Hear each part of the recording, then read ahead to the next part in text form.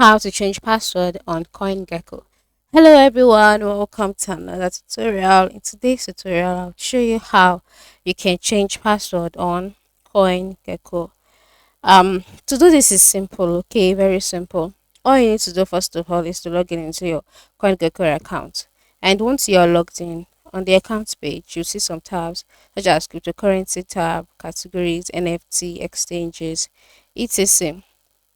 So move to the bottom part of the screen where you can see some tabs like market, portfolio, search, explore, profile.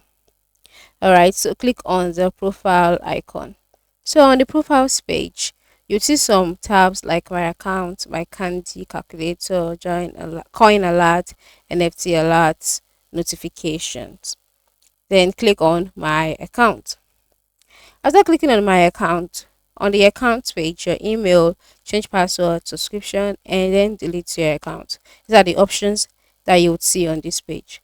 Then click change password and then enter in the old password that is there that has been used and enter in the new password that you desire to use. Then click the change password button. Wait for it to load. And once it's downloading, your password has been changed successfully. It is as simple as that. Thank you for watching and have a wonderful day.